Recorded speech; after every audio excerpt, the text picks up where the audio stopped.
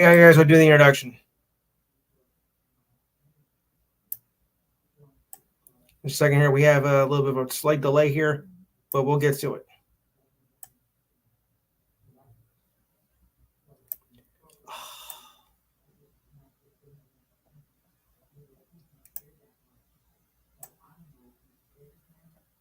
Hang on a second, guys. Oh.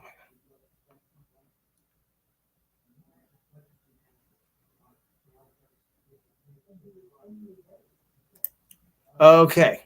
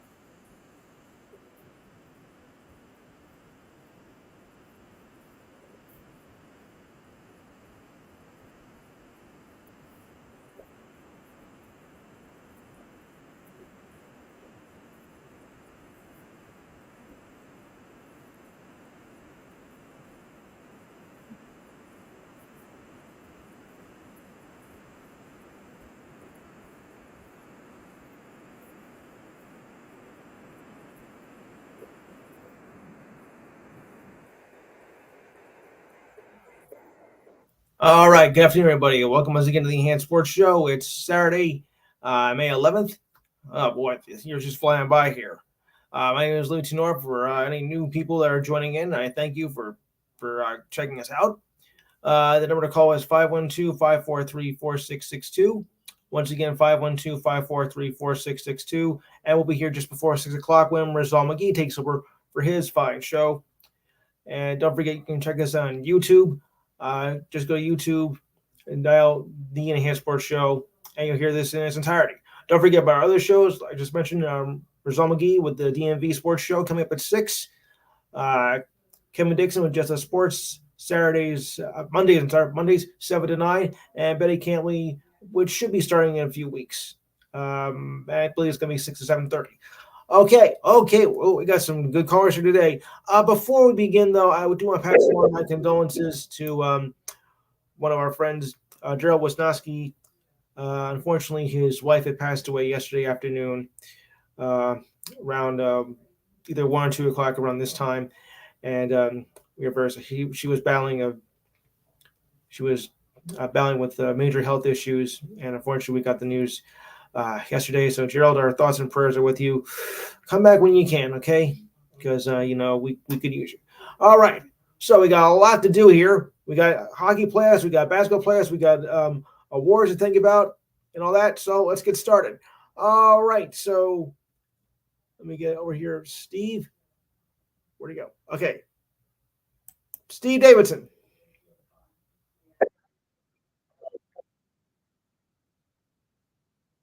Okay. Well, it was Gerald, but thank you. All right. Steve Kent. All right. Mikey. Diane. She's here somewhere. Matthew. All right, Alan, he's there, and okay, and Joe is here. Correct, right? Okay, so we'll begin. All right. Well, it's a great weekend to be a sports fan in New York. I mean, you got the Rangers going for the sweep tonight. At least I hope so. And of course, you got the Knicks battling right now with the Pacers going into Game 4. I'll tell you right now, I was not surprised by the loss last night by the Knicks. Look, I said, self said, what? Well, I went along through it and looking at the matchups, and you know how the Knicks and Pacers are always, dogging each other, fighting to find out who's going to be the best. I mean, there was not going to be an easy series for either one of them, not at all. So, I looked at the matchups and how they're going to play. Like, okay, this is going to be a dogfight of a series. Don't give me this sweep with this gentleman sweep nonsense. 3 words, not gonna happen. And with the injuries piling up now for the Knicks, that's going to make it even, a little bit more difficult to do because when you're injured, yes. Well, or another way to look at, or a way to look at another way, Diane, a train wreck, depending how you look at it. Yes. No, because No, because the thing is, guys, that if your team is injured, they're going to hold up later down the stretch. I mean, especially now, you need every possible player. You might be careful with that. It's just how it goes. You can't play injured, especially now, because you have to look at this way. Because the Knicks right now have lost two good players for the year. Now it looks like with Bruson has a sore injury, or Brunson, however you look at it. So the Knicks really have to watch, their players' injury because this could be a big problem if they want to, head to the conference finals, which, well, that won't be easy either because you would probably have to go up against the Boston Celtics. No offense, team, of course, but no, but probably because Boston, well, I mean, because the team has been that way all year. Don't mention it on the air.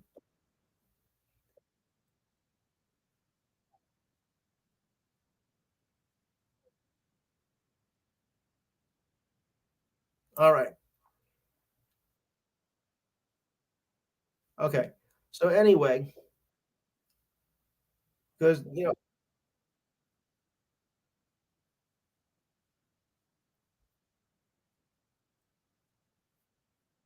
all right.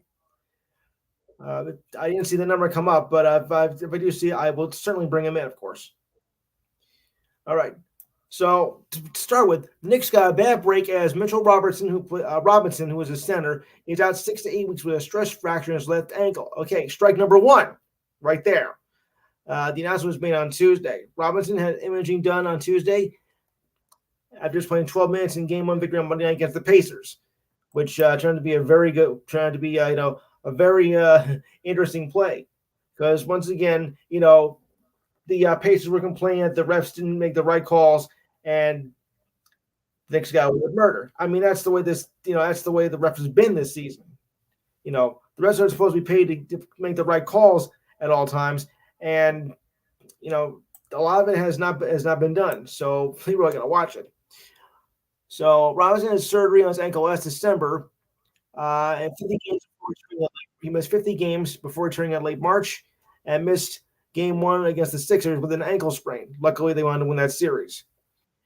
He's a valuable rebounder on offense, and his absence could miss him as a valuable rebounder. They're third in rebounding percentage and first overall in rebounding percentage. The Knicks bench is already wearing thin as Julius Randle and Boran Bogdanovic are also out for the season following their injuries. So they have to go with players like Precious Achiuwa, just keeping this game. But after I saw last night with Achiuwa, I'm not really convinced. I mean, he's a good player, but he's not a great player. And I don't know. Yeah, and I don't think he's gonna, be able to help this team, alone prevail to the next round. So we really got to see about what's going to happen, with that. I mean, Bruceson, looks injured, um, but he had a sore foot injury. He did play in all of last night's game, but you can tell he was hurt, from watching the game. So, and I don't know if you can rely on Dante Vincenzo all by himself. I mean, granted, he is a good player. He did come through with 35 points last night, but DiVincenzo, I don't think can win this game by him. Can carry this team with the Knicks by himself.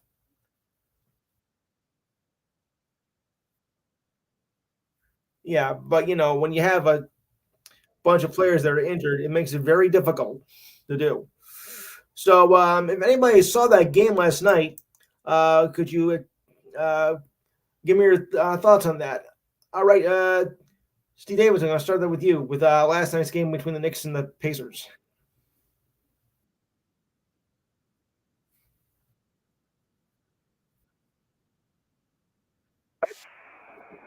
Mm. Yeah, yeah. All right, Steve Ken, your thoughts?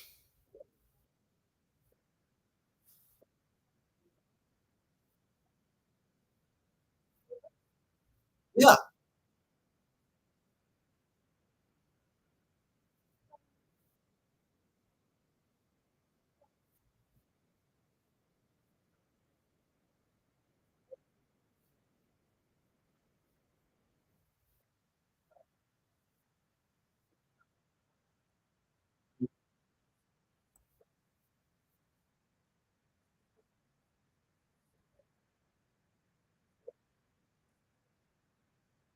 yeah.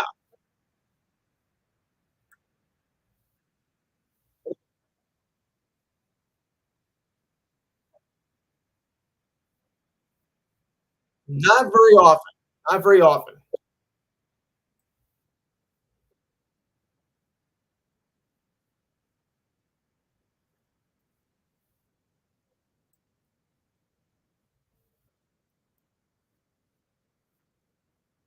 Yeah,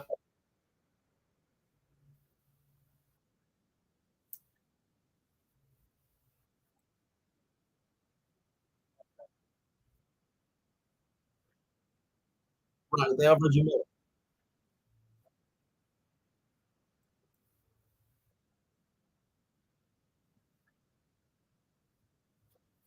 Correct. Yeah,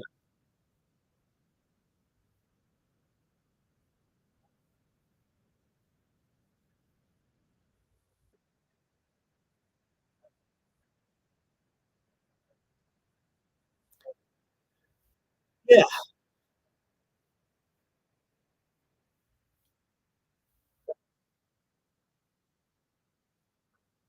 yes. Bench.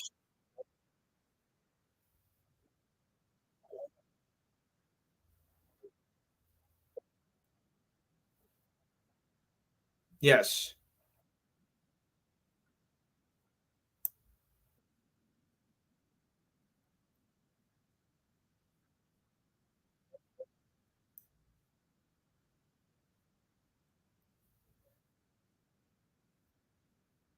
More so Hartenstein. I don't know about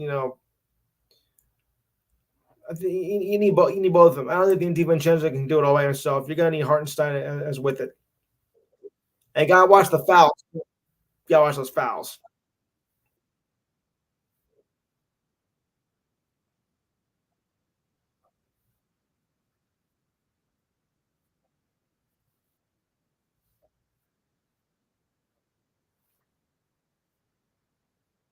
Yes.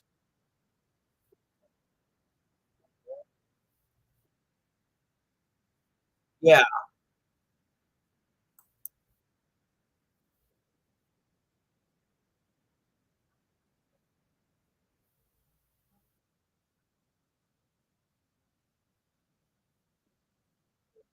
Yeah. Tried two suspect to be honest, but incidentally, Bruce had a right foot injury, but he did finish with a respectable 26 points. And Aaron Nesmith hit two free throws to seal for the Pacers as it was down to 5 seconds left. It was back and forth really the whole game. I mean, first the Pacers were up by about as many as 10, then the Knicks fought back in the third quarter, and then it was back and forth, back and forth. That's the kind of game, of course, I was expecting. And of course, like I did say that, you know, I wasn't looking at this to be a sweep or anything. So now game 4 is tomorrow in India once again, and I think maybe probably the Pacers are going to win, but I can't. Of course, I can't rule that definite. But I think the Pacers, because the Pacers, of course, are good at home. I mean, there's no question about that. So I think the advantage is going to go to the Pacers tomorrow with that. But like I said, this is not going to be an easy series for either team. I'm looking this to go 7 games anyway. Anyone else have any thoughts?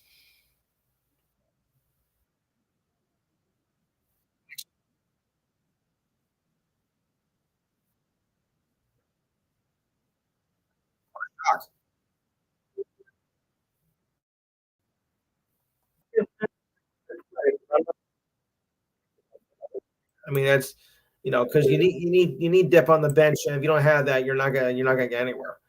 So, case in point. So we'll have to see what happens tomorrow with that series, and then game 6 is going to be on Tuesday. All right, on to other basketball news. For those of you thinking that Luka Doncic was not going to be able to play tomorrow, he will be able to play tomorrow despite having right ankle sprain. Or that's yeah, I think it's tomorrow. Right sprain, right ankle. Hey, okay. Oh,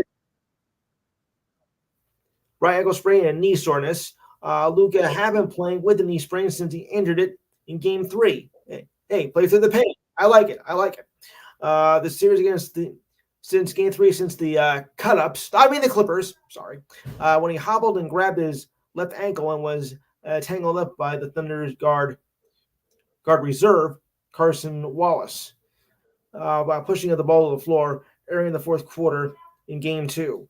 That's got to be tough to do. You're playing injured and whatnot, but you still managed to do it. So I got to give him credit for that. Donick, Luka remained in the game, hitting a step back 3-pointer on the Mavericks' next possession. He ended respectively with 29 points, 10 rebounds, and 7 assists. Wallace just stepped my foot. Nothing serious, said Donick in the post-game interview. He said, I knew it was an accident and it was nothing serious, so we just thought it was a foul. So really no damage done. And he's back in the game for Game 3. So with that, I think maybe this could be turning into quite a series here. Because I knew this was going to be a tough battle. I think I would give the maybe the advantage to the Mavericks here. A slight advantage, but I think they can pull it off. And Dogs are doing pretty good so far. He's averaged 28.4 points per game, 9.1 assists, and 8.4 rebounds. So despite playing injured, he's putting up the numbers and he's keeping Dallas alive. So the Thunder, I know, are the number 1 team in the Western Conference, but Dallas has been playing tough, but I don't think they're going to go down so easily. So this could turn out to be another very interesting series, and there'll be another very interesting series in the West, which I'll mention in a few minutes. So, any thoughts on this series and Luka playing despite being injured? Anybody want to comment?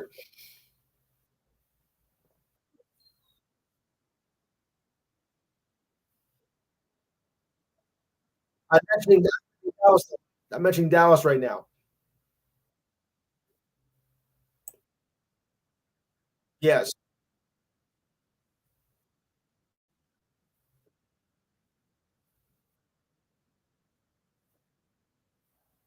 No. Yeah. Yeah. Go ahead, Steve.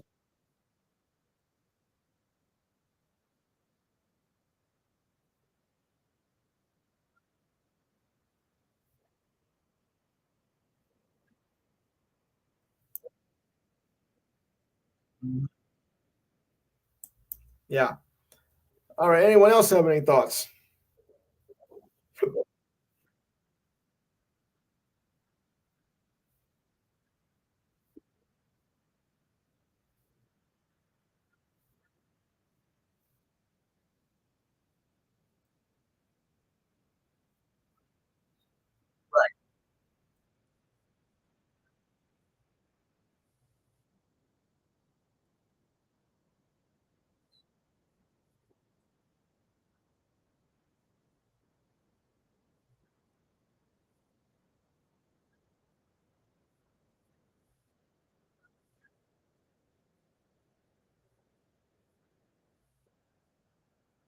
Yes.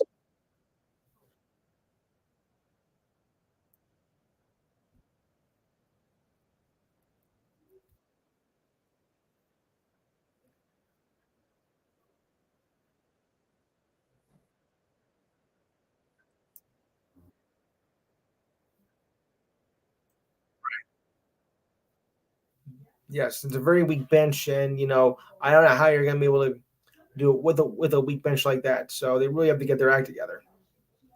All right, anyone else before I move on to the next one?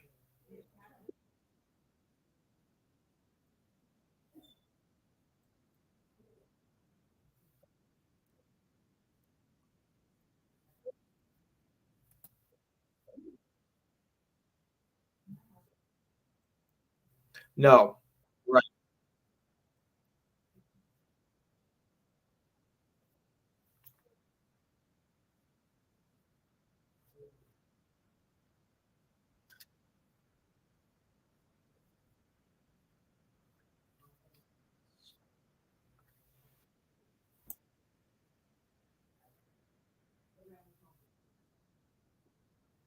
Yes, very much. Uh, Diane, you want to mention something?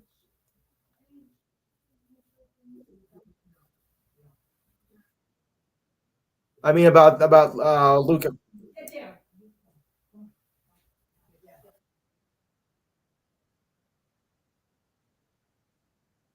Well, sometimes you got. I mean, this is the playoffs, so you need all the buys you can get. But it is important though that you try to stay healthy as much as possible. Yeah, because remember, it's win or go home.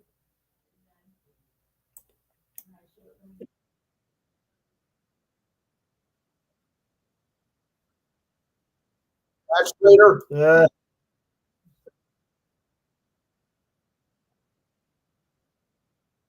Yeah. Right.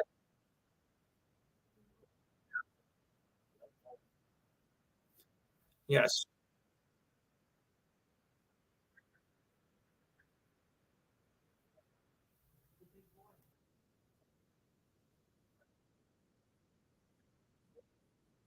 Yeah.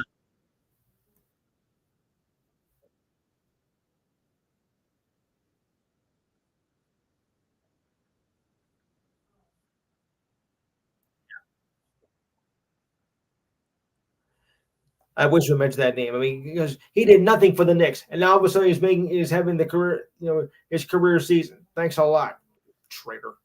Okay, next. Well, a few days ago, we will have probably counted the Nuggets out, pretty much. Losing at home and losing bad at home in game two. I mean, really, really bad. So naturally, when they have to Minnesota, okay, Minnesota would go for the sweep. I mean, that's what everybody pretty much thought. I mean, so did I. Right? Wrong. Because last night, yeah, thanks to Jamal Murray, the Nuggets came up big on the Timberwolves home court, and now looks like we got a series here. I mean, this is very unusual that the road teams have won these games so far. Now, usually it's the home teams that dominate the court, and then the visiting team. Well, then the other team when they switch locations, they win or they split 1-1 or whatever. But it's very rare to be, in this series where the road team has won every game so far. Uh, Murray was not treated very kindly to the crowd as they were just booing him. I think they heard the booze way back to Denver. I think. But he says he was intimidated by that, and when you're pro like that, you shouldn't be. You know how to handle it. So they wouldn't let him off the hook. Of course, Murray did a no-no by throwing a heat pack on the floor after a dreadful home loss in Game Two, which makes you idiot number one of the week. He shot 3 for 18 in that loss and was fined $100,000 basically for being an idiot for throwing it onto the court. Like I said, idiot number one. So Murray's calf strain was better in Game Three, obviously, and he retained his role as the nickname the villain. Well, everybody has a villain, more or less. The Nuggets built up a 20-point lead in the second quarter, and Mike Malone, the coach, emphasizing his first hit mentally on offense. The Nuggets cleared more space for their shooters as they did in the previous two games of the Wolves' defense. Murray showed how much better he was in game two, crossing over to shake free of Carl Anthony Towns, aka Cat, before drilling a jumper in the first quarter. Also, the Joker did some damage, 24 points with 14 rebounds and 9 assists, 3 blocks, and 3 steals, and a partridge in a pear tree to go with it. Oh boy. Michael Porter Jr., 21 points. Aaron Gordon, 4 3 pointers and had 13 points overall. And Malone said this was the best through 4 quarters I've seen in basketball in quite a while. Anthony Edwards was the high man for the Nuggets. For the Wolves, he had um, 17, I think 15 points, but he also committed 5 turnovers, and that's not going to win you a game. So you had to think about that. And the Wolves were outscored by 32 points in his 37 minutes. So that's on that. So very unusual. So the Thunder, I'm sorry, the Nuggets might be back in this series. I mean, I thought after game two, after that hard loss at home, I thought they'd be gone within a sweep, but now it's not going to happen. So you think Denver can pull it off and make it an even series in the next game? Steve Davidson.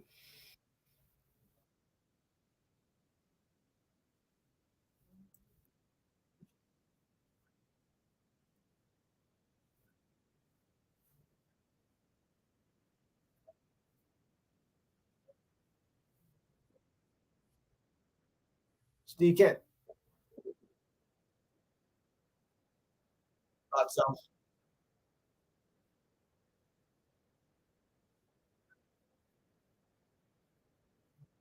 Yeah. Yeah.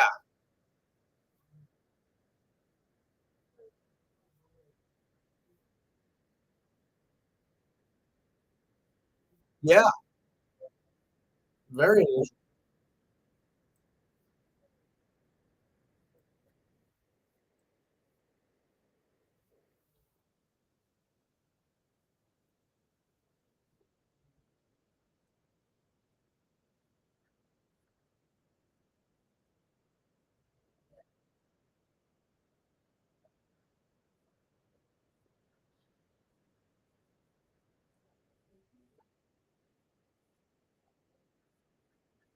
Yeah.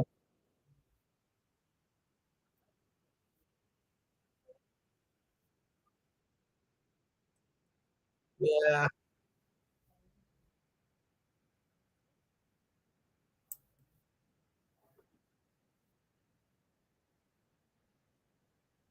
Exactly. And now they're showing why too. I mean, because I mean, okay, yeah, it is tough to repeat, of course, every year. But on the other hand, you also know why you've got back here and trying to defend your title. I mean, and having go down 0-4 in the semifinal round, that was like, this could be a problem. But Denver is showing why they're the champs and look to repeat. After last night's performance, I think they might be onto something here. So we'll just, yeah,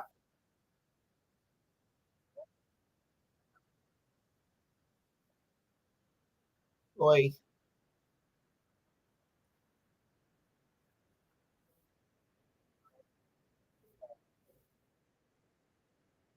mhm.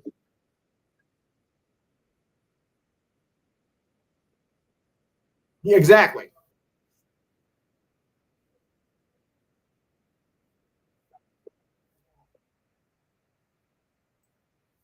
As the old saying goes, yeah, yeah,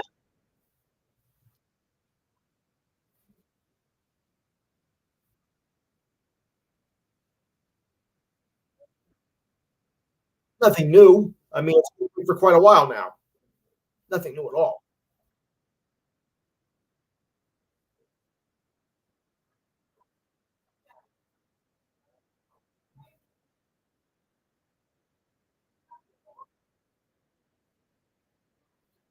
Yeah.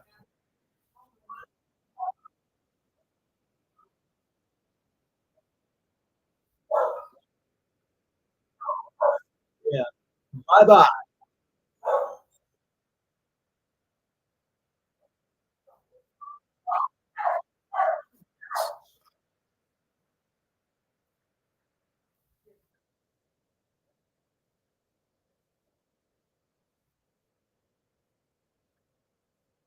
Yeah. OG Anaboy is also out with a strained left hamstring. So the Knicks, had to use other reserve players, like I mentioned, Achua and Jericho Sims more than usual. The Bucks came up with the defense, so that's how that worked out. Josh Hart had a pretty good out though with outing with 18 points and 10 rebounds, even though he made one 3-point shot. Got working those threes, guys. But remember, he who lives by a three dies by a three. And that's not a new saying, guys. That's been around since the three-pointer came into the league back in 79. One more basketball note to mention here. Mike Budenholzer, sorry, has now officially been named the next head coach of the Phoenix Suns. Formal announcement probably has been made by now. Remember, I wrote this article earlier.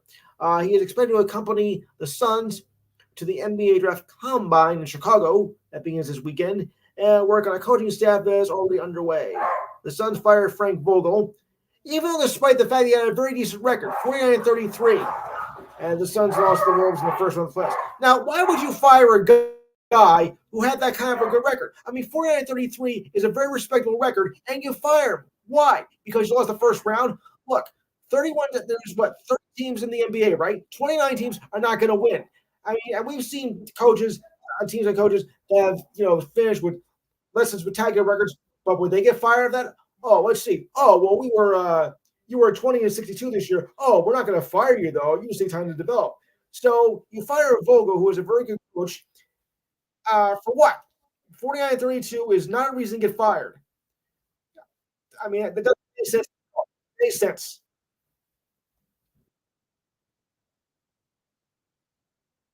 Oh, of course.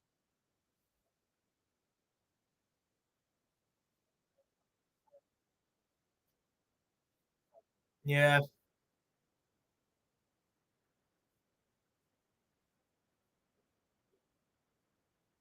Well, I already know that. That's no secret.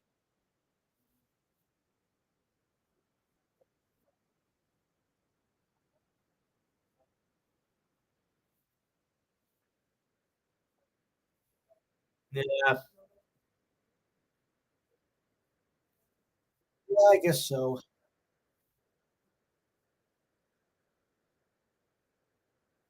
But the Lakers, yes. Right, right.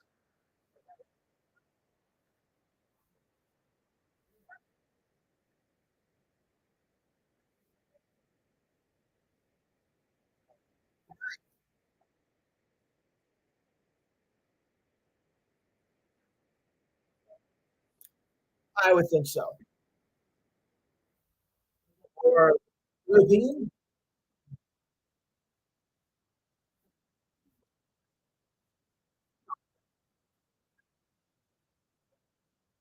Yes.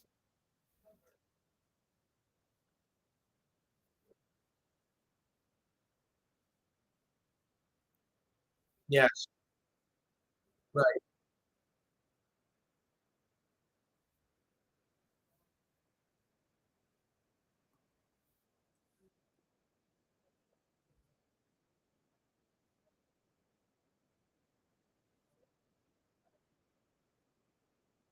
Yes. Right. So I believe that they have made the decision now. Um, Vogel is actually from Arizona, so they do have a history together. Um, it was him and his late father. His late father also was a Rory Gar high school coach in the state of Arizona. Budenholzer won a title with the Yucks, I mean Bucks in 2021. He has a very respectable 271 120 record in 5 seasons with the Bucks, and also a 213 197 record when he coached the Atlanta Hawks. Hmm. Oh yeah, the Atlanta Hawks. But I don't see other. That's one team that I don't think is anywhere close to title.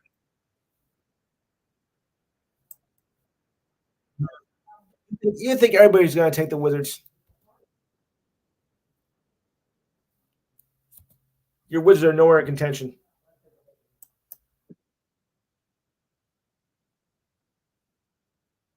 Yes. Yeah, I know.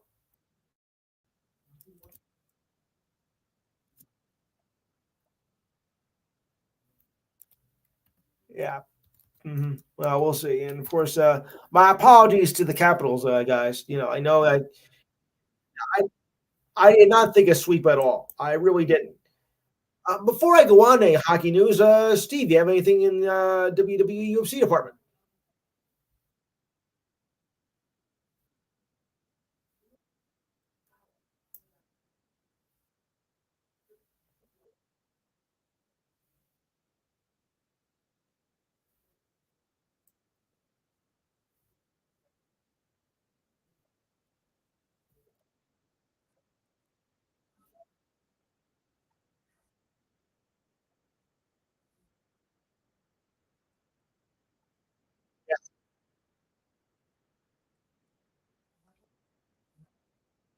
All right, Diane, your trivia,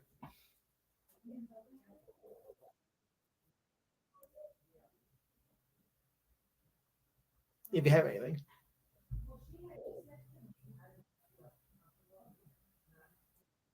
Okay. Okay, good.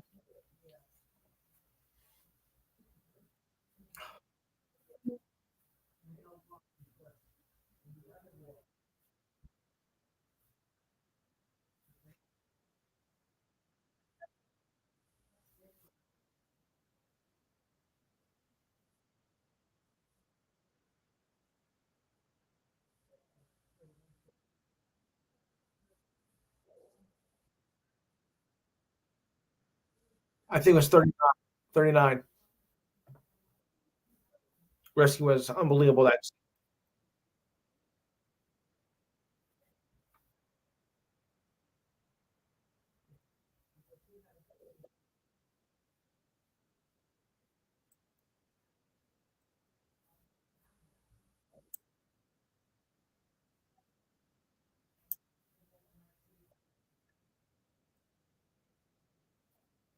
um MVP. MVP.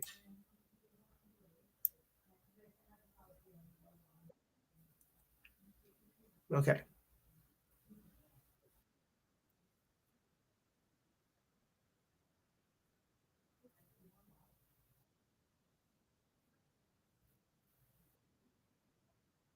Bruins.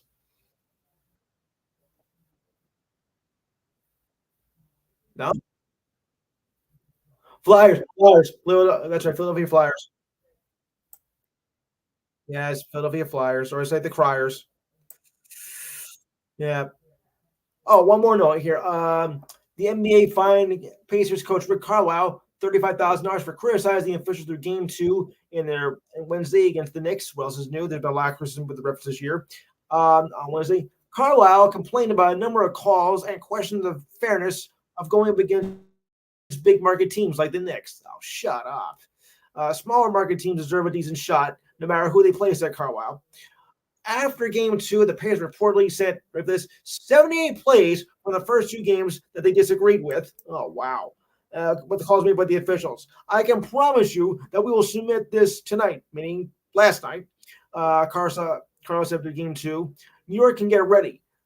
They will see them too. I'm always talking to guys of how not making it about the officials, but we deserve a fair shot. Okay, yeah, you do, but 78 calls.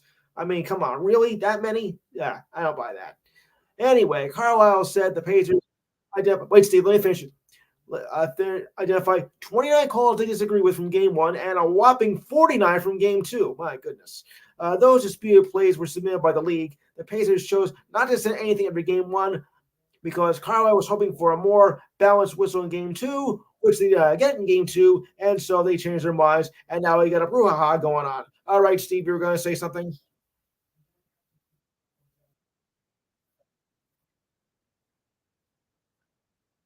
Hmm.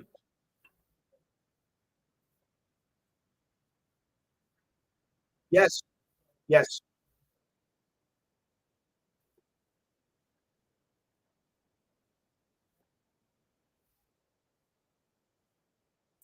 Easy. Mhm.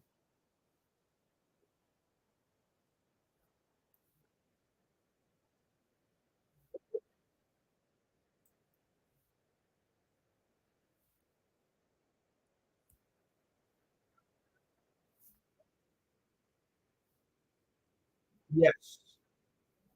Right. Exactly. All right. Shall we go to the ice now? Because this is gonna be good.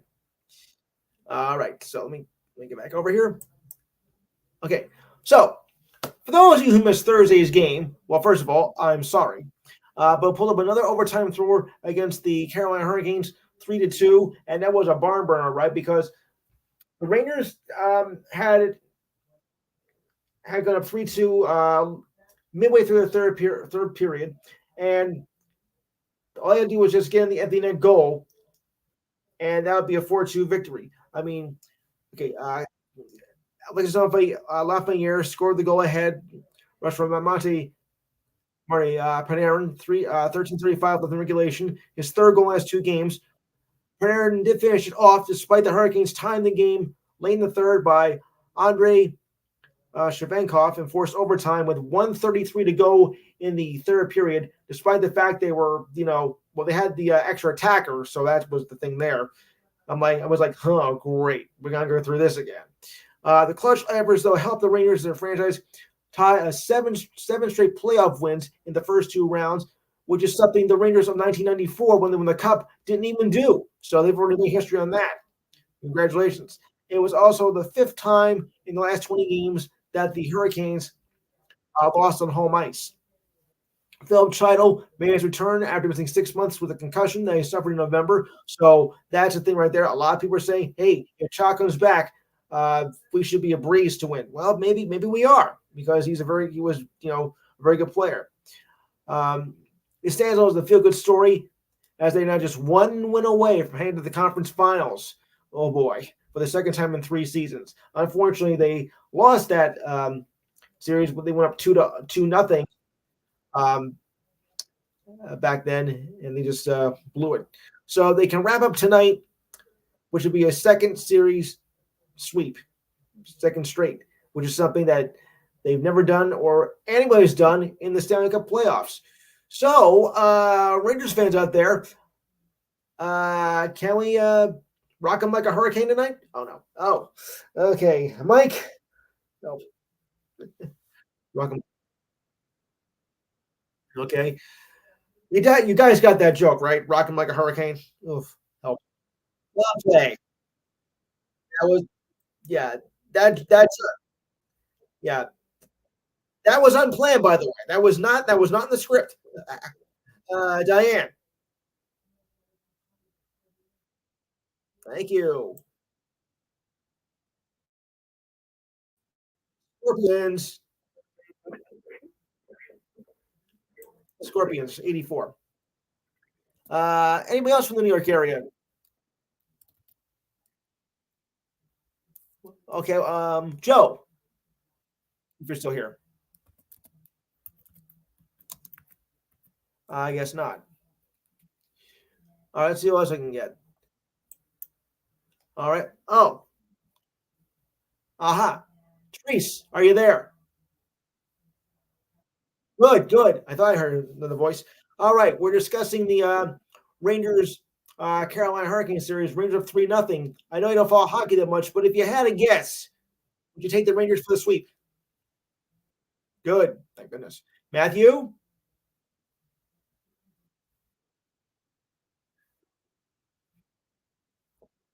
Doesn't have to be a landslide. Joe?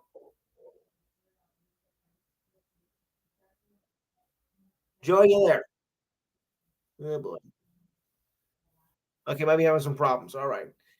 So well, I'm thinking it's gonna be a. I'm thinking it's gonna be a. At least I'm hoping for that. Yeah.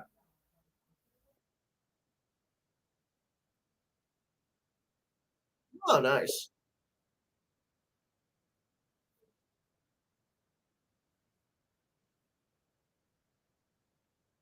Yeah.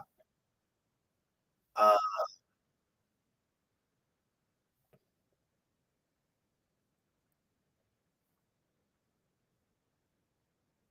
No, they haven't.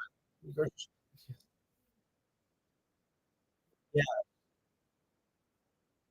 Now, speaking of the game, what was that brouhaha between you and the Panthers on? I think it was Wednesday night.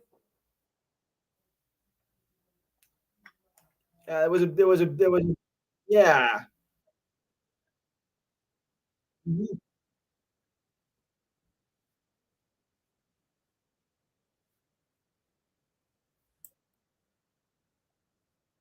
Yes.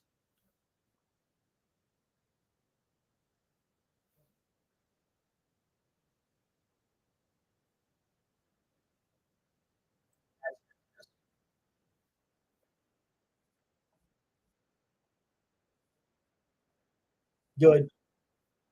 Really? Yeah.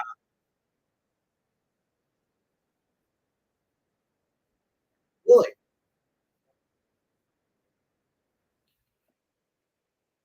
Yeah, I see that.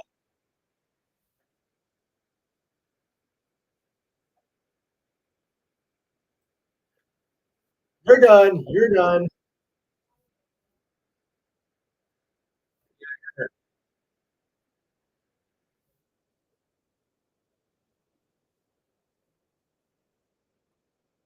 Yeah,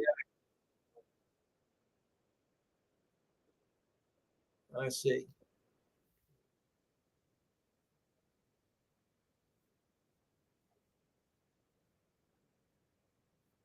Yeah, I was.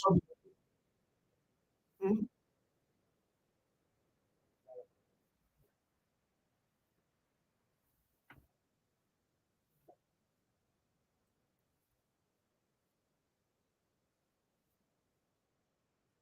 Yes.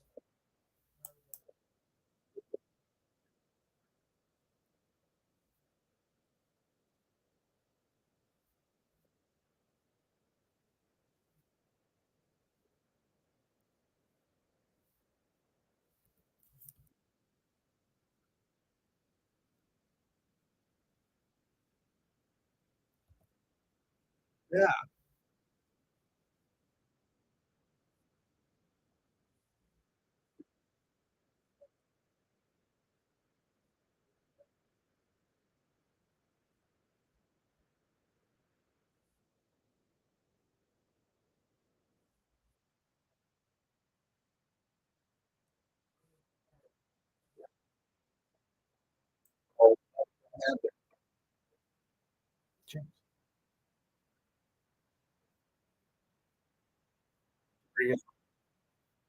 Hello, James.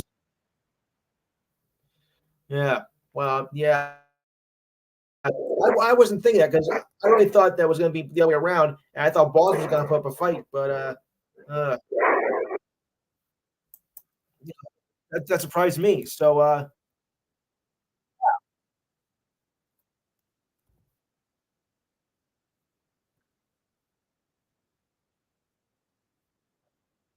yeah, I was expecting Boston to put more of a fight, but they have just shall we say, got shellacked. That's right, folks. Hello, Roger.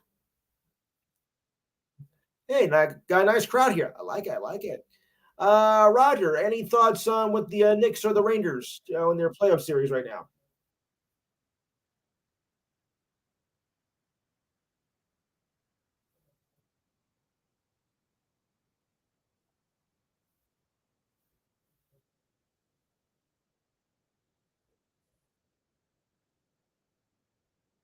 Playing at 7 o'clock tonight.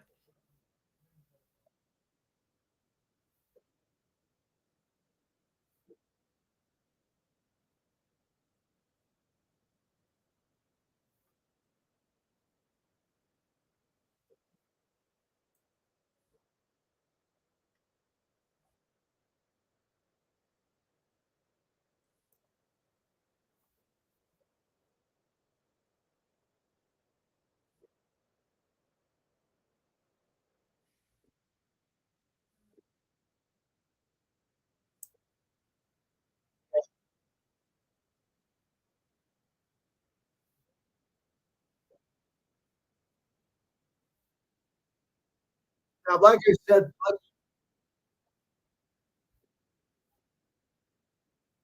I said, I mean, you missed most of the first part of the show, but I said that I was not surprised that the Knicks lost that game last night. With all the injuries have been piling up, and Indiana's very good at home.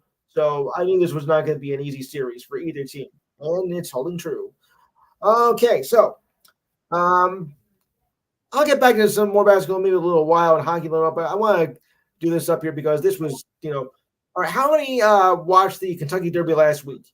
I did. Of course, we weren't able to bring the results, during the show because the show was already over by then. But it turned out to be, a thrill of a race. I mean, this was the closest race in about 50 years. So here's how it went. Mystic Dan, or for actually, I prefer Steely Dan, won the 150 Kentucky Derby with a three-horse photo finish. Now, that is something you rarely see. He edged out Sierra Leone and Forever Young in the third closest finish since 1996. You name a horse after a Rod Stewart song. Okay. That's person named Maggie May. Anywho, set off at 18 to 1 odds, Mystic Dan jockey Brian Hernandez Jr. Rode down the rail from the stretch with a short lead. Leone was the second best odds 8-2, and Forever Young, who hails from Japan. That's right, Japan.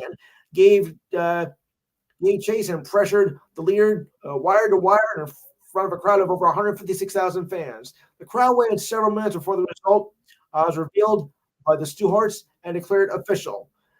He said this was the longest 2 minutes of my life, said Hernandez. Well, yeah, and those are everybody else who watched. After he and his baby colt walked around in circles while the stunning result was settled. Fierceness, the 3-1 favorite, finished 15th in the field of 20, and Mystic Dan's time was the time of 2 minutes, 2 minutes, 3 seconds and 34 tenths of a second. Now, it was a bit of a controversy, a bit of a problem with another horse this week, and I'm going to explain that right now as soon as I get the article up here, because I just found this. One of the horse, in fact, he was not even supposed to race in the Preakness, which is coming up next week, but it turns out now that he is going to race in the Preakness next week. I'm trying to find the article here. If I can find. Okay, here we go.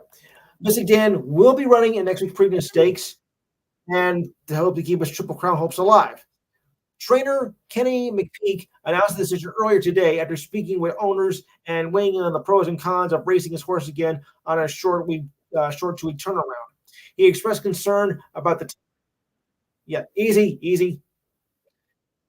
About the time frame after the horse ran poorly over the same circumstances in November. Mystic Dan won the Derby in the closest finish in 50 years, just being out Sierra Leone and Forever Young in a three-way photo finish. The only other horse from the Kentucky Derby will be Just Steel in that field, which is, I think, down shorter. So, I think there's a point here. I mean, there is a lot, for a horse to consider, that 2-week turnaround stuff, because the Kentucky Derby and the Preakness are only 2 weeks apart, and that really, I don't think gives enough time, to get the horses ready. I mean, I think maybe they should, push it back a little bit, but then of course that would have a problem with the Belmont in June. But I think he's got a point here. But oh boy, I think I got a troublemaker here. Yeah, so but I think he's got a point there. But if he's ready to race, I say go for it because it's nice to see the Triple Crown. You're right because you don't see it very often. So I'm hoping on that. Any thoughts on the horse or no? Thank you, Mr. Pratt. Yeah, yeah. Just keep the language clean, guys. This is a family show here. So let me get back to the NBA here. Well, actually, the NHL because the other series that are involved. All right, so everybody's other than Steve, does anybody think that the Bruins have a chance to come back in this series? No. Well, I think I'm going to be the odd man out here because I still think they can do it. If you think I'm crazy, okay, fine. How about the Stars and the Avalanche? Oh, yeah.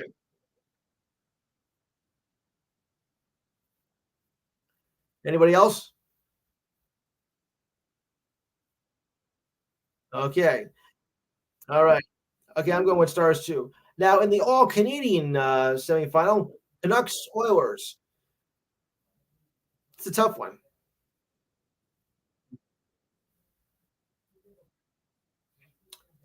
Yeah, I'm still going Canucks. I want that rematch of the '94 final. I kid you not. I want that. I want that final. I want that. I want that '94 rematch final.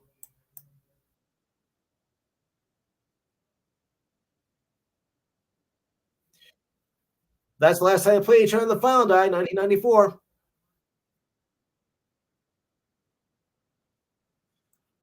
No, no. I mean, whoever comes out on top comes out on top. But it'd be nice to see it happen so they can just beat them again. At least I hope so. Of course, the only thing you got. All right. Well, let's put it this way. Let's compare 1994 to now. Anybody can just, even though this is basically a New York question, but anybody can answer. What do you think stacks up better between Mike Richter of 1994 and Shesterkin of now? How would you rate the two goaltenders from now and 30 years ago? Any thoughts? You gotta say what? Yes. I mean, for those of you who don't remember, you have to go back to Game 4 on June 5th, 1994. Um, it was a penalty shot in a playoff game, very rare indeed. And Mike Richter against Pavalkin, and it looked like it's going to be an easy shot, but Richter made the save of his career, and that might have saved the Rangers from eventually losing that Game 4, and tying the series, and maybe would have got Vancouver a chance to win the cup. But Richter's heroics in that game, you know, just saved that series. So yeah, I saw it. So where do you think Shesterkin stands now? And if they go on to win these next series, where would his legacy stand?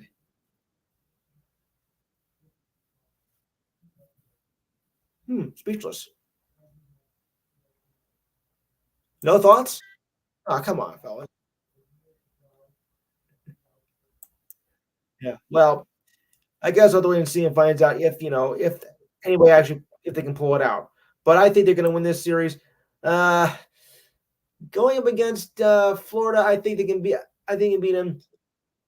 I think I was worried about if Boston was gonna play in this next series, but right now it doesn't look like that. But hey, it's still early. The Bruins can pull it off. I mean, I've seen 3-1 leads gone down before. It could happen again. I'm not saying it will, but it could. Yeah, yeah, yeah. All right. Um, okay. More basketball news. The Lakers point guard D'Angelo Russell was fined $25,000 back a week ago for using verbal abuse towards an official. Okay, it's idiot number two. His actions occurred on the court after the Lakers lost their final game against the Nuggets. Russell finished with 14 points on 6 for 15 shooting, 6 assists, and 1 rebound. But you should know better than that. He averaged 14.2 points per game, 4.2 rebounds, and 2 points in those 5 games. In the regular season, Westbrook averaged 18 points per game, 6.3 assists, and set a franchise record with this guy's 226 3-pointers in 76 games. Not bad. Too bad you have a big yap and you couldn't keep it shut. And yeah, so that's idiot number two. And Lonzo Ball, he's gonna come back to the Bulls. Um, yeah, he exercises. He missed 2 seasons, but he's exercised his $21.2 million option for his contract for the upcoming season. Ball was underwent 3 surgeries on his left knee. Oh boy. The most being recent a cartilage transplant last season. Yow. There is a glimmer of hope that he could return next season, but there are no guarantees that his knee will on to play again. Ball signed an original 4-year, $80 million deal back in the part of the trade with the Pelicans in the start after a frantic start. They had the Bulls lead the Eastern Conference in the 21-22 season. Ball averaged 13 points per game with 5.4 rebounds, 5.1 assists. Before the knee injury, cost him and only played 35 games that season. So he's been, he has been inactive. I want to know if he does return, how's he going to be? I mean, because he's not going to be the same guy he was, before the injury. When you're out that long, that's kind of hard to come back from. You think? Yeah, I mean, if you're out maybe like 2 to 3 weeks, if you're out 2 to 3 weeks, yeah, that doesn't I don't think hurt much. But out 2 years, that's a lot to come back from. So you really gotta think about that. All right, so on to baseball. Where do we want to go here? Okay, now here was probably a interesting story. Dodgers manager Dave Roberts recently joked about giving Shohei Ohtani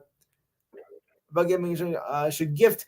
Wait, Dodgers manager Dave Roberts recently joked about giving Shohei Ohtani gift him a Porsche when the slugger breaks the Dodgers record for most home runs by a Japan-born player. Ohtani obliged, but maybe not in the way that Roberts imaged it. Wait, it gets even crazier. Before last Friday's game against the Braves, Ohtani gifted Roberts a purple toy model Porsche in his office. Roberts said, the car is sitting in the office at my desk. Oh, boy. Ohtani is 8th home run as it passed Roberts' mark with a solo shot to right center during the 3rd inning in an 11-3 rout over the Braves. Well, he did buy me a car, I guess, but I didn't say what kind of a car. Roberts said before the game, so I can't say he never gave me anything. Yeah. Okay. Ohtani gifted Ashley Kelly, the wife of Dodgers pitcher Joe Kelly, with a Porsche for Kelly giving up number 17 after signing Ohtani to the Dodgers in December. Kelly took to social media on weighing his free agent options, promising that he can have the number and all the gear associated with it. Well, that's a nice gesture. Video saying to myself. Now, if you're wondering, how is Roberts playing in Japan? Well, I will tell you. Now, Robert's mother is Japanese and his father is American. So if you're wondering, how was Roberts Japan? Now you know. I was thinking that myself. His name was Roberts. That's not a Japan name, but his mother was born there, and that's part of his heritage. So now I understand it. Ohtani has 117 home runs in the majors. He surpassed former Yankee great Hideki Matsui earlier this month. Mike, any thoughts?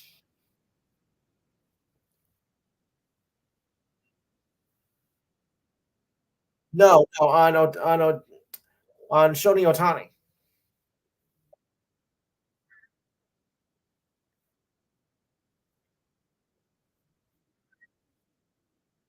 No, no, Dodgers, Dodgers, Mike. You got to listen to the question. Baseball. Yeah. Well, you gotta love this story, Mike, or maybe not. Well, you know how there's a first time for everything, right? Right. Well, unfortunately, sometimes the first time for everything isn't always a good thing because guess what, guys? Aaron Judge, yes, our Aaron Judge got the first ejection of his career last week in the 7th inning after arguing a call strike 3 by home plate umpire Ryan Blankety. Mm-hmm. With a 3-2 count, Judge took a fastball from Tigers pitcher Tyler Halton that he thought was on the outside strike zone. The Yankee slugger turned to show his displeasure with the call, then walked away as Judge walked away. Blankety ejected him. The strike zone graphics show that the pitch was on the edge of home plate, but outside the strike zone. On a pitch that close, it could be argued that Judge should have taken the swing. Obviously, blanketing had thought so. Tough call. If it is that close, yeah, it is kind of hard to tell. I mean, you really can't argue balls or strikes, but I think in this case, that is a pretty good argument. So it's really tough to tell whether they had it or not. Judge left the game batting 2 for 4 with an RBI, but at least they won the game 5-3. Okay, not bad. Not only was Judge ejected for the first time in his career, but was the first Yankee to be ejected in 40 years. And who was the last Yankee to be ejected? The first Yankee captain, I should say. Who was the first Yankee captain to be ejected? Donnie Baseball in 1994. Okay, 30 years ago. 30 years ago, not 40. Donnie Baseball. Yeah. All right. If you're wondering about Derek Jeter, you know what? Never. Never. So Judge said he was surprised by the ejection, as well as his teammates, said by manager Aaron Boone, and quite frankly, so am I. I walked away saying my piece, said Judge. I have said a lot worse. He said after the game, I'm not trying to make a scene in situations like that. So I was a little surprised walking away. That happened. I have all respect for Ryan, but his job is really tough, though. Of course. To be fair, though, blanking has called a lot of pitches outside the strike zone throughout the game, so you can argue that too. Yeah. I mean, it was that close. You really got to get under the microscope if you want to, kind of clarify that. Because I've also thought there were some that should have been called for balls or called for strikes, whatever the case may be. You can argue it out. When you're trying to slide in a home base and whatnot, because that could change the game right there. Yeah, but I think Judge had a very good argument here. But what I've always said, umpires are blowing his bats anyway, and apparently this was one too. Okay, more injury news here. The Phillies placed star shortstop Trey Turner on the injured list last week with a strained left hamstring that forced him out of a game against the Giants. Turner suffered the injury while scoring on a passed ball. He told reporters that this is a significant strain and will miss 6 weeks, meaning he's out till at least the middle of June or maybe even longer. Okay, in a corresponding move, the Phillies recalled Cody Clemens from AAA Lehigh Valley. In case you're wondering, Clemens, hey, doesn't somebody else from baseball have the name? Yes, he's Rogers' boy. That's Rogers' boy. Well. Turner had 2 home runs and 10 RBIs in 33 games this season. With Turner out, the Phillies seemed likely to employ Edmundo Sosa as their regular shortstop. I don't know if he's really to Sammy or not. Second baseman Brian Scott, who has not played in that position since October 2022, said he would be open to taking reps if he needed to. It's a little bit early to start thinking, about the postseason, your postseason roster, and going in September. But you really want to stay healthy if you want to have a chance to make a run later in the season, because you got to stay healthy now. Otherwise, down the stretch is going to be kind of hard. Oh, Mikey, I got something for you. Last week, the Mets called up top prospect Christian Scott and made his major league season debut last week after the show aired. After the Mets pulled a comeback against the Cubs last Thursday, manager Carlos Mendoza confirmed that Scott would start against the Rays, and the Mets are moving into a 6-man rotation, at least for now. That's not going to be permanent. Not permanent. Mendoza would not commit on the 6-man rotation in the long run, saying the Mets will recess after this time through the rotation. So it's not going to be a 6-man rotation for very long. We feel like he's ready, said Mendoza. He earned it. The way he throws the ball, we have been talking about giving players opportunities, and here we are, because not only with the schedule, but he is ready and he has earned it. Like Smith Barney. They've earned it. Oh boy. Scott's NSY 6th overall prospect pick. The organization's top-ranked pitcher has quickly risen through the Mets system after being selected in the 5th round of the 2021 draft. A reliever from the University of Florida, the Mets decided to stretch out Scott as a starter, and has paid off big time. After he posted a 2.47 ERA and 12 starts with Double A Binghamton in 2023, he followed up a season by pitching a 3.20 ERA and 36 strikeouts in 251 innings for AAA Syracuse, a very well respected minor league team, I might add. So just to give you a heads up on that. And Mike Trout is gonna be out for a while with a torn meniscus on his left knee. Okay, but it is not to be a season-ending injury, so good luck on that one. He had a partial disconnectomy procedure done in California. The Angels said Trout will remain in Anaheim during the rehab process. It's nothing new for Trout, as this is the fourth straight year that he has dealt with a significant injury.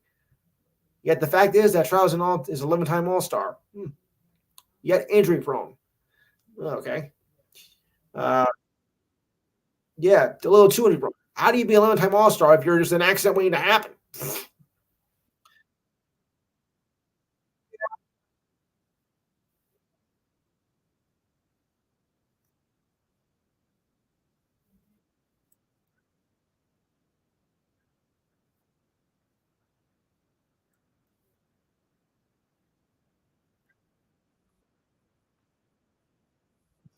Ugh. Yeah, I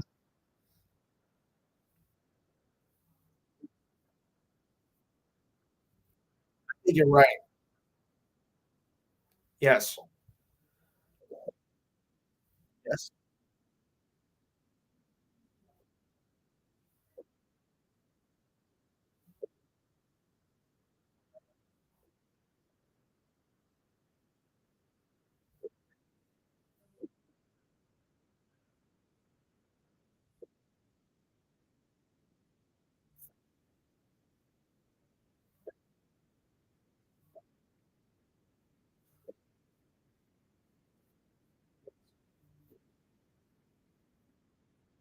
Yeah.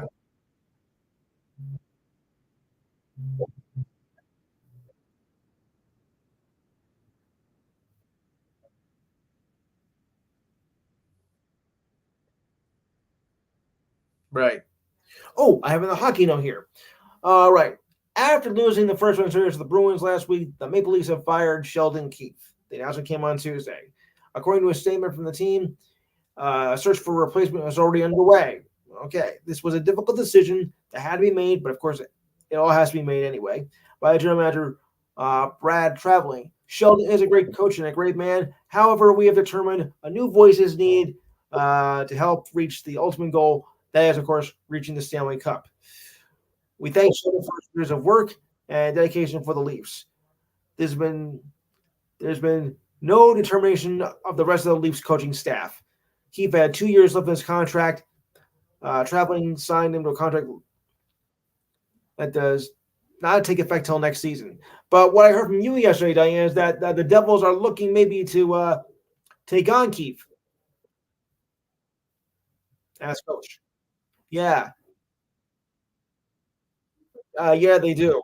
Since the Devils have gone back down to below zero again. Yeah, yeah, and of course it won't be a young Sheldon either. Okay, yeah, I can just see it now. Devils, Devils. You have to do the not, guys. Okay, I'll explain a joke another time. Okay, okay. Oh boy. All right, so we're down to the final eight, of course, in the NBA playoffs. Um, ooh, and of course the Magic played that Magic Orlando and Cleveland Cavaliers game seven last Saturday. Yeah, that was quite a game too. But I kind of knew that Cleveland was going to take it. Orlando just didn't really have enough, this year whatsoever. So, but now they're now we're into the final eight. All right, now on to what Steve was mentioning earlier about the he was suspended 4 games without pay after throwing a basketball at fans. Yes, and for his interaction with an ESPN reporter after being eliminated in Game 6 against the Pacers. In the final minutes of Game 6 that ended the Bucks season, Beverly was seen throwing a ball towards a fan and hitting her in the head. That's right, a female.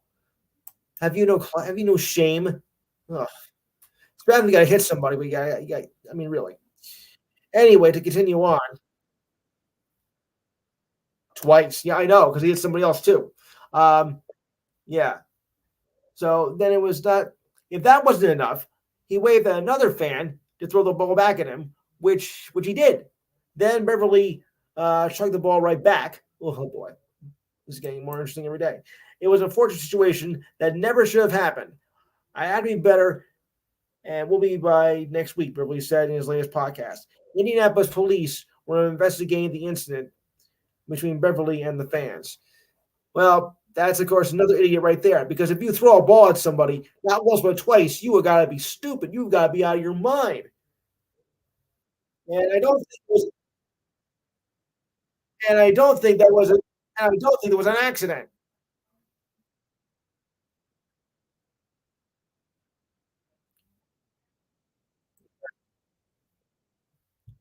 Yeah. Oh, I got some interesting hockey news, guys.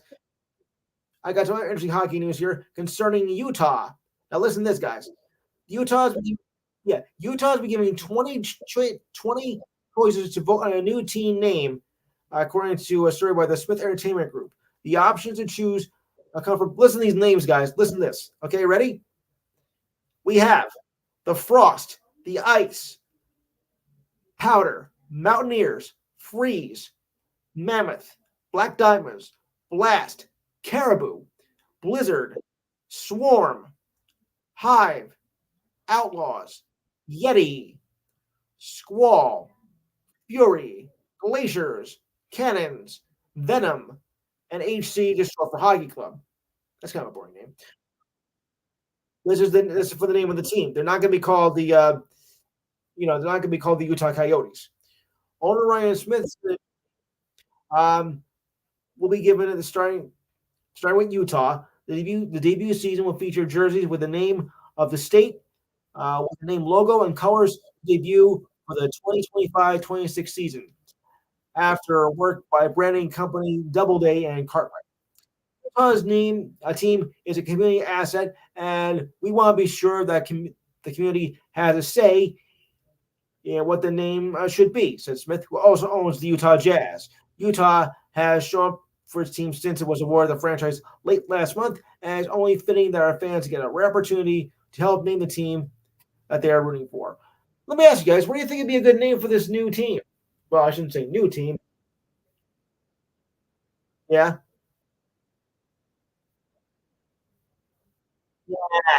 Yeah. Boring. Boring. Anybody else? Anyone else? What do you think makes it a good? What do you think makes a good name for this for the Utah team?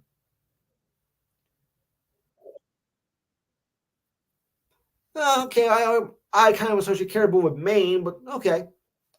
Anyone else?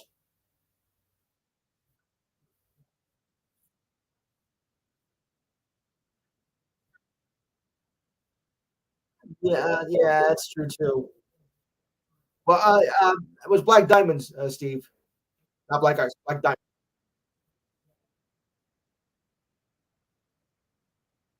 Yeah, probably.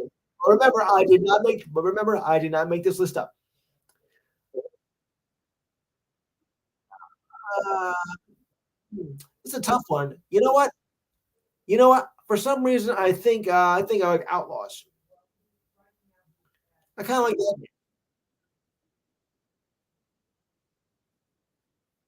Yeah,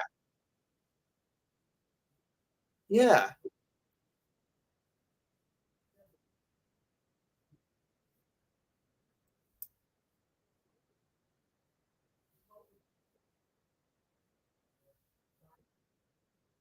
Oh yeah.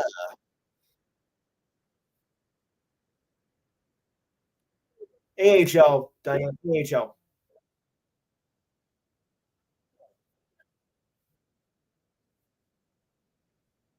Yeah, yeah. Right. I like it. Well, yeah, the name will be they'll be listed up there. But that's a pretty good name. All right. We got some NBA awards here. Denver Nuggets Nikola Jokic was named MVP for the third time in 4 years. Right. Earlier tonight, I know that was on Thursday. Adding to his stats among NBA greats. Yeah, yeah, yeah. The NBA announced the Joker over Thunder guard Shai Alexander and Mavericks guard Luka Doncic, who were also finalists. I don't know about that. Jokic was also tops when voting. Let me finish. Steve, you got to let me finish. The Joker was also tops in voting with 79 first place votes, finishing with 926 total points. Alexander finished second with 15 first place votes. Luka was with 4 first place votes, and the Greek Freak, one vote, one first place vote, one. Wow,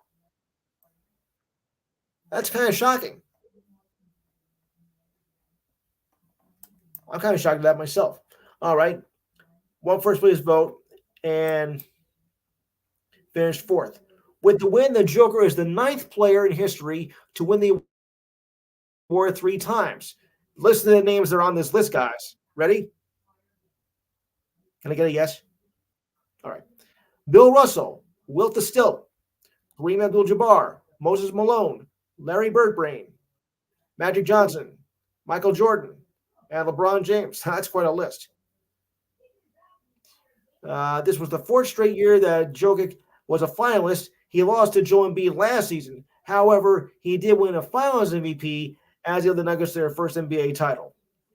He followed that landmark season campaign with another confirming his stats of 26.4 points per game, 9 assists, 1.4 steals, and 0.9 blocks.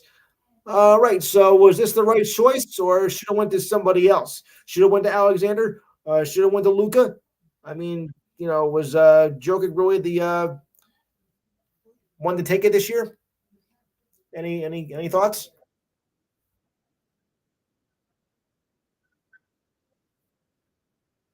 Yeah.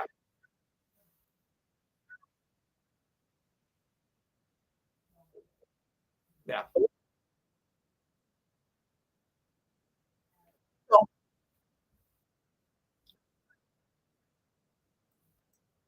yes.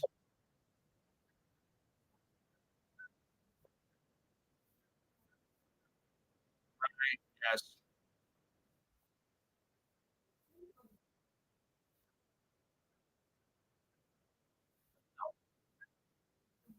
He is. You're right.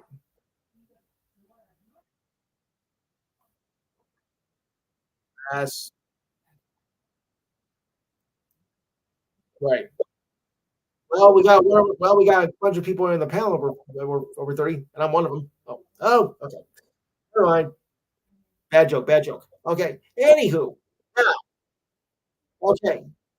Now we all know that mistakes happen with technology and whatnot, but oh boy, you ready for this, guys?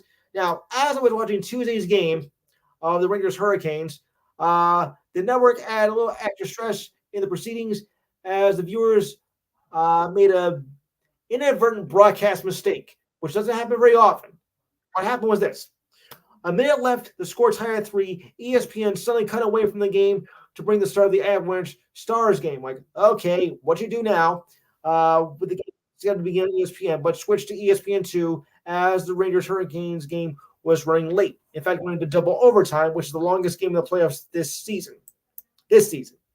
Thankfully, ESPN quickly fixed the mistake, or a lot of Ranger fans would have been angry, such as me. I'm like, what are you doing? We're in a tie game here, going to overtime. You cut away.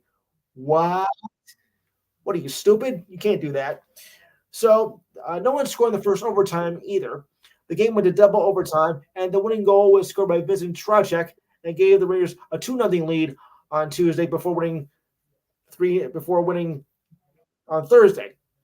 Um, it was the longest game of the playoffs so far, which is double overtime, and thankfully it didn't go past beyond that. Otherwise, it would have been a real uproar going back and forth to bring the Dallas Avalanche game, which is like, hey, where's this game? We're watching it. Well, then go to ESPN2. dummy. I mean, it's playoff season, and sometimes the game can go 5 minutes, sometimes the game can go 5 hours, sometimes it can go 3 days. You never know. But but luckily it ended and they didn't miss much of the Avalanche Stars game. But what a mistake that would be if they cut away from that and never returned to the game. Like, who in your right mind or your wrong mind would do that? I mean, who's the dummy writing this show? Come on. Yeah. Now, as for Monday night game against the Knicks and Pacers, a pair of controversial calls cost the Pacers that game against the Knicks and held on to a 121-117 victory, with officials later admitting they made a wrong call, as has been the case this year anyway with the refs. What else is duh? Yeah. Okay. The game time at 1:15, the final minute, Knicks guard Jalen Brunson dribbled the ball over half court. Then he delivered an errant pass that bounced off the hands of Pacers guard Aaron Nesmith and into the hands of Pacers teammate Andrew Numbard for an apparent turnover. Well, he acts like a numbskull. But officials whistled the kickball on Nesmith, and the Knicks retained possession. Nesmith, who did not kick the ball, protested the call, of course. 12 seconds later, Dante DiVincenzo hit a three-pointer to go up by 3.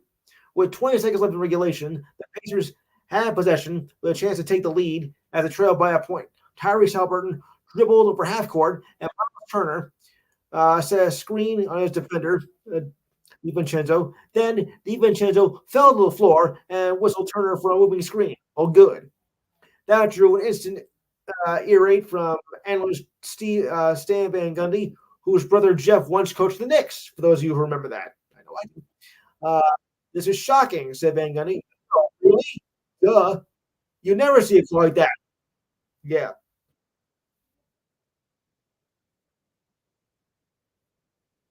Yeah. Game 5, yeah. Game 1, 1985.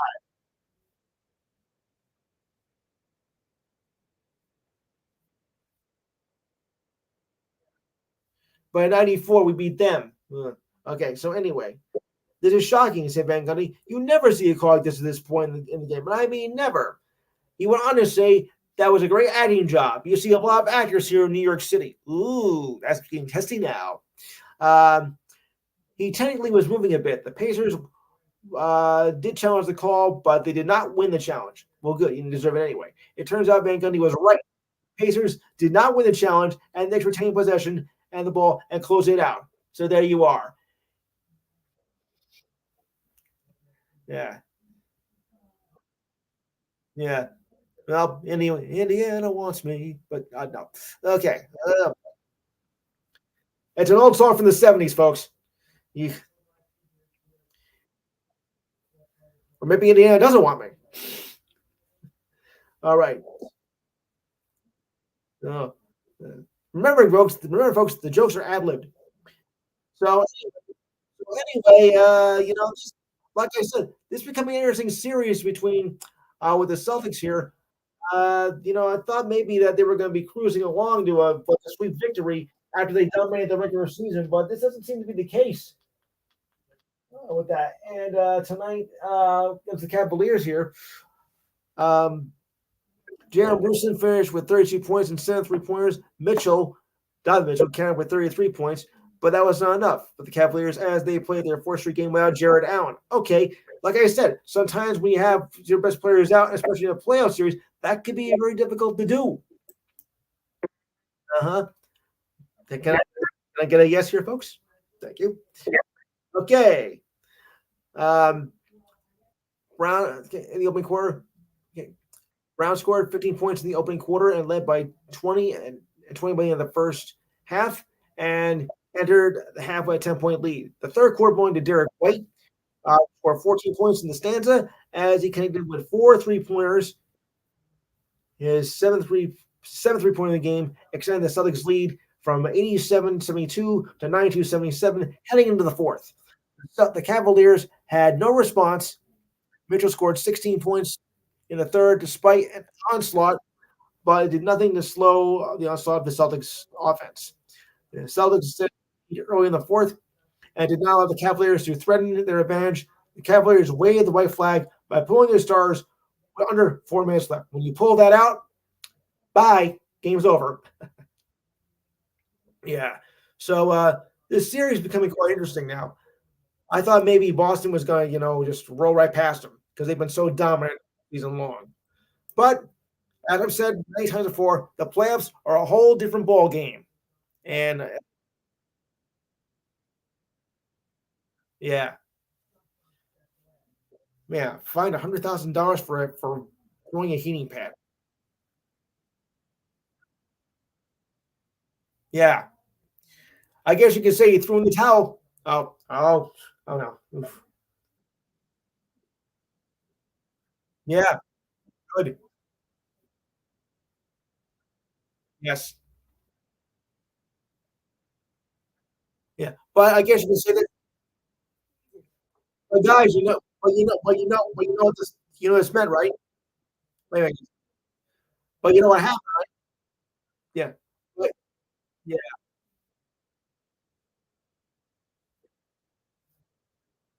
Oh yeah, yeah. Well, yeah. I gotta finish up, guys. I gotta finish up. We only got 20 minutes. I gotta finish up. But anyway, to put it this way, I guess you can say that after that they just threw in the towel. Oh, okay, never mind. Uh-huh. All right. On to the NHL draft lottery here. Okay, listen carefully. The San Jose Sharks, who were the most pathetic team of last year with a 1954-9 record, came on top to win the draft lottery that was held on Tuesday. The Sharks had an 18.5 chance percent to win and a 25.5% chance to select first. The lottery proved to be anticlimactic with no changes in the draft order this season. The Blackhawks, Connor Bernard, last season was second. The Anaheim Ducks were third. Sharks manager Mike Greer indicated that his team would select Michaela Celebrini, a nice Italian name, with the first overall pick. Celebrini, who hails from Vancouver, has ties to the Bay Area as his father, Rick, is vice president of the Warriors player and health and performance. McCallum lived in the San Jose area and played for the Junior Sharks AAA team. He was a freshman at Boston University this season and won the Hobie Baker Award and was going to the best overall player in men's college hockey. That's for those of you who don't understand. Now you know. He is also the first player to win the award and be selected first in the draft. Now, how about that? So here's the draft order and how it happened. Number one, the Sharks. Number two, the Blackhawks. Yeah, Bernard. Yeah. Number three, the Ducks. Number four, the Blue Jackets. Number five, the Canadiens. Number six, Utah, whatever their team names are going to be. Number seven, Ottawa. Number eight, Seattle. Number nine, Calgary. Number 10, guys, I hate to say it, the Devils. Could have been higher. Yeah. The draft hasn't been decided yet. Remember, it was only the draft lottery of who's going to pick what, who's going to pick where. That one. So remember, the draft itself, yes, they can. But remember that the draft will not be held until after the conclusion of the playoffs. So you're going to have to wait about another 6 weeks. Sorry. All right. Number 11, the Sabres. Number 12, the Flyers. Number 13, the Wild. We do have one trade, right? Number 14, the Sharks from the Pittsburgh Penguins. Okay.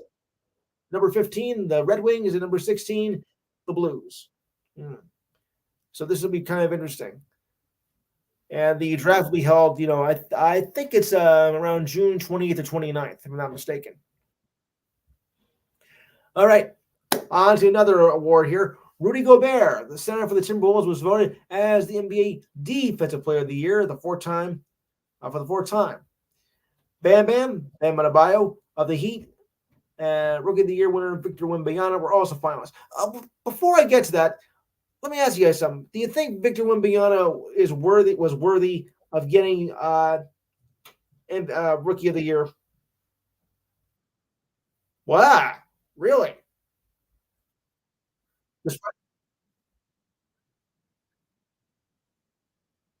Uh-huh.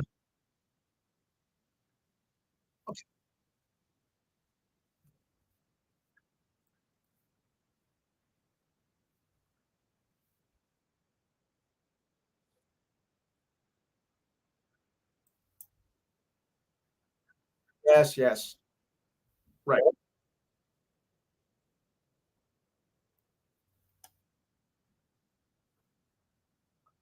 I was gonna say Oklahoma was yeah, yes.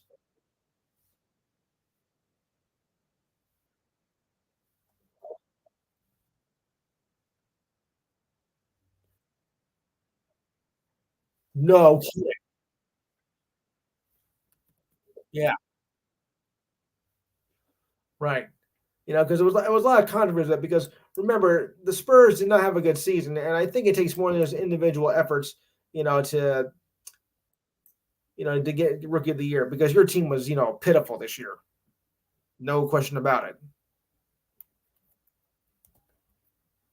So that's the way I look at it. Just a second here. I just want to get one person in, but I still think that he wasn't. Yeah, he had a good season despite the lousy record, but I don't think he was all that worthy. And getting unanimously, that was wrong too. I don't think you should have been unanimously approved.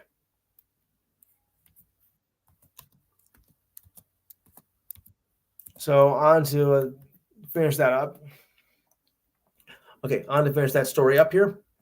Um, Victor Wembanyama was the finalist. Gobert is only one of three players to win four times. Dikembe Mutombo and Ben Wallace are the only players to win four times. Interesting. Gobert finished the year with 12.9 points per game, with 2.1 blocks, averaging 34 points per game, and is only one of two players to do that. In the postseason, Gobert averaged 11.4 points per game and 1.7 blocks per game. All right, Seton Hall fans, I know you're going to hate this, and you're probably going to hate me for telling you this, but I got to do it anyway. Former guard for Seton Hall, Kadari Richmond, the number one transfer player in the transfer portal, or as I say, the Twilight Zone, announced that he is being transferred to chief rival St. John's. Okay, that's going to be ugly. They were big on life after basketball and player development. Uh, said Richmond. That's where it stood me since day one.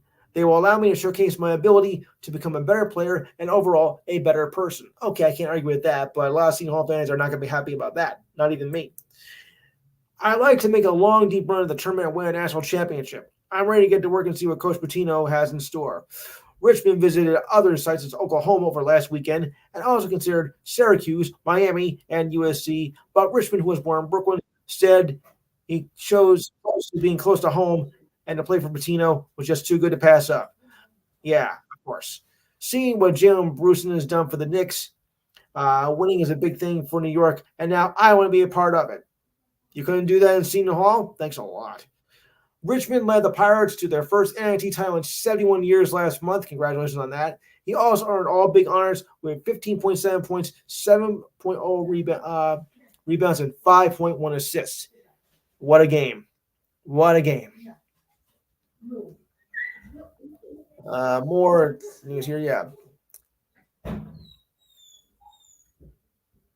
Yeah, because I got like that Rookie of the Year article, which I still think. And congratulations to Rudy Gobert and his wife, as his wife gave birth to their second child just this past week, and he missed the game on Tuesday night. But hey, got a good reason for that. It's not every day you become a dad, so congratulations. Yeah, and okay, here's another one, another good story of the week. Purdue star basketball player Zach Edey threw out the first pitch at the Cubs versus Pirates game at Wrigley Field on Monday night. Edey made headlines this past season when he took Purdue to the first title game for Purdue since 1969, just before I was born. He became the second player to win the John Wooden Award twice. He's also the first player in 50 years to win back-to-back unanimously. Edey finished his career at Purdue as the school's all-time leading scorer with 2,516 points. He's also the all-time leader in rebounds, 1,021 in the 2024 season. This season, he averaged 25.2 points per season, 12.2 rebounds, and 2.2 blocks, and 2.2 assists. leading the Boilermakers to a 34-4 record. So I guess you could say he is the male counterpart of Caitlin Clark. Maybe. Or maybe not, depending how you feel about it. Oh, Greg's here. Greg, want to make a comment?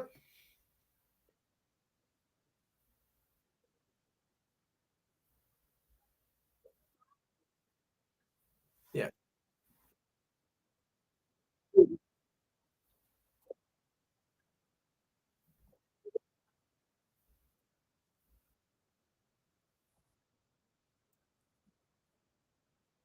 Yeah.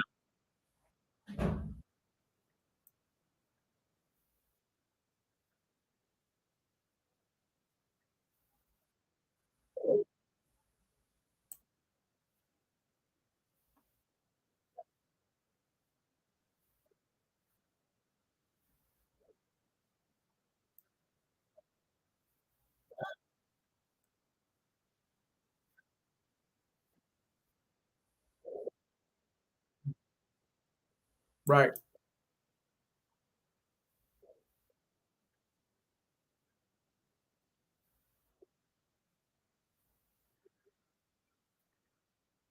Yeah. I'm getting a little bit of feedback. Be careful, okay? I got a little feedback from there. Kayla, any thoughts?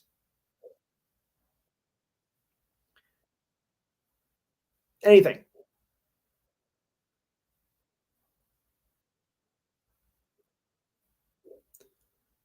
All right. Yeah. All right. Good. It's always nice to hear about personal accomplishments, and we congratulate you on that. Just keep up the good work, okay? Yeah, you're gonna do fine. Yeah, and to think the French Open starts in about 2 weeks. Hmm. Yeah. Here we are. Oh, yeah.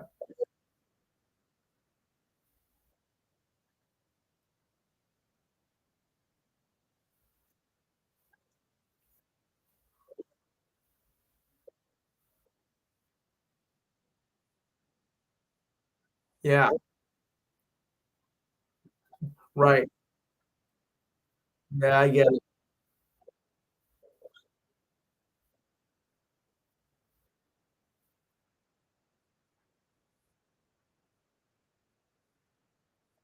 Yeah. Oh boy. I gotta move along. I gotta move along. I only got 8 minutes. So anyway, Victor Wembanyama was named Rookie of the Year, and it was a unanimous fashion, although I don't believe it should have been. Wemby finished with all 99 first place votes, has been the biggest draw since day one of the season. The Spurs did not shy away about giving a superstar's workload. Wemby is the sixth player to win the award in unanimous fashion, joining Ralph Sampson, David Robinson, Blake Griffin, Damian Lillard, and Cat, aka Carl Anthony Towns. It's hard to overstate what Wemby has accomplished at an individual level as a rookie. The Spurs did finish at 22-60, the same record as last season, but was under the hood with a player who changed every player he touched. Okay, I'll give you that.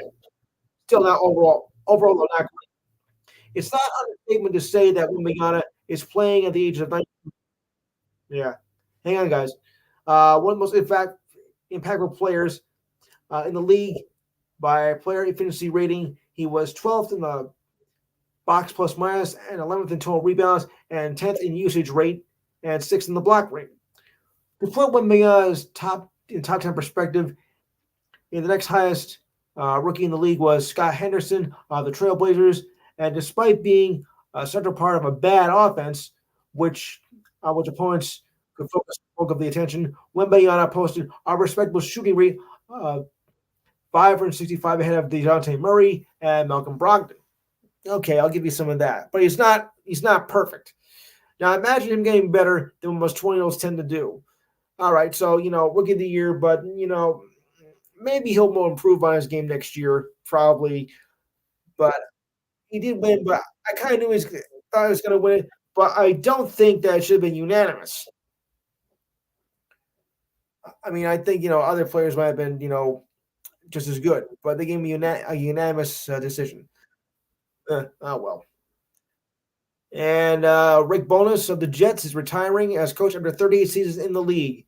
That included a Dallas Stars trip to the finals in 2020 and spent more time on the bench than any other coach in league history.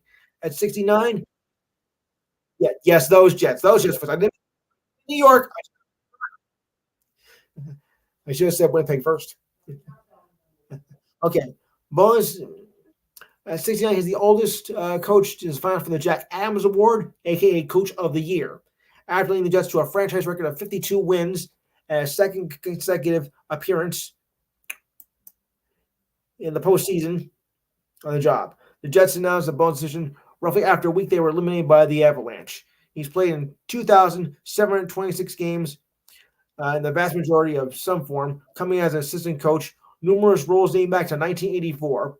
He is only one of three coaches to coach in 5 different decades. Pat Quinn and the legendary Scotty Bowman of the Detroit Red Wings is the other. Oh, what a surprise that is. Yeah. So, congratulations on your retirement, Rick. Yeah. Great career. While we have some time, would anybody wish any Mother's Day thoughts while we have some time? Because tomorrow is Mother's Day, and that's why I want more of the ladies to come on tonight. So if anybody has anything they want to say to their moms, please do.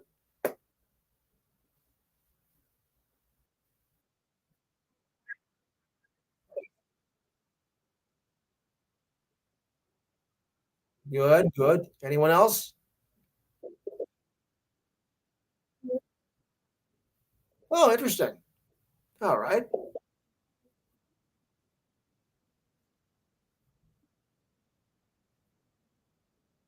all right. Understandable.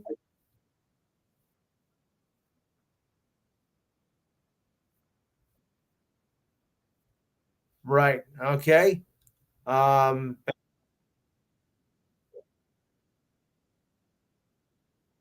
All right.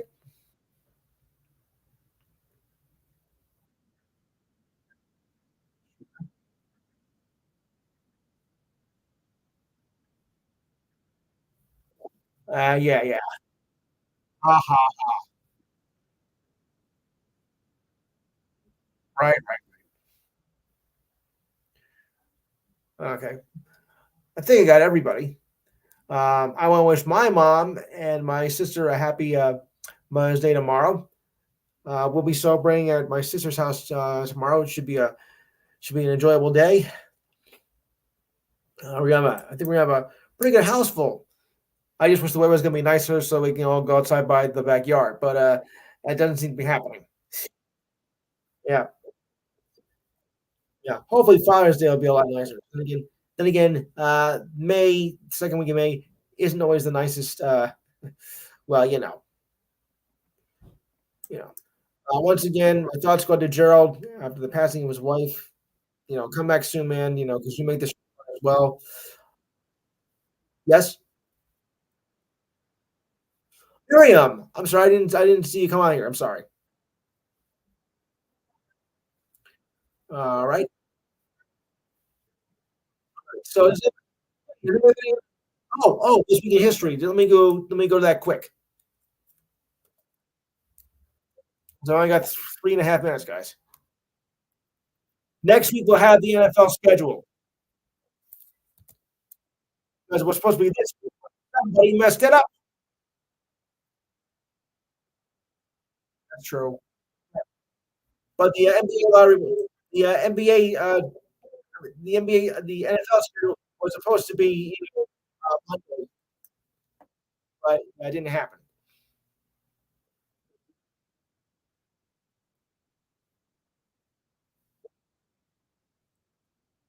Oh yeah, yeah. All right. So quickly on this. Okay, 1963, LA Dodgers Stanley Koufax threw his second career no hitter, beats Juan Michael and Giants 8-0. Oh wow, 8-0. 1972, Giants trade Willie Mays to the Mets. 1972, the Bruins beat the Rangers to take the title 4-2. Remember, back then it wasn't East West. 1977, Ted Turner manages an Atlanta Braves game. Ugh. I never liked that guy, to be honest. I never liked him. 1980, Pete Rose steals second, third, and home in one inning for the Phillies. Wow. All right. Do I have 1990? The Yankees trade Dave Winfield to the Angels for Michael Witt. Big mistake. All right, and I think that's going to be Patrick Kane scores his first career hat trick in the playoffs against the Canucks. All right, so I think we're going to wrap it up there. Rasul is going to be coming his way. Don't forget to check our show up on YouTube after the show. I guess next week we'll have the NFL schedule, which was supposed to be this week, but Roger Goodell said we'll leave it at that. I want to thank everyone for coming in. It was an enjoyable show. So I hope to see you back next week. Same bad time, same bad channel. On that note, have a good week and happy Mother's Day to all you moms out there.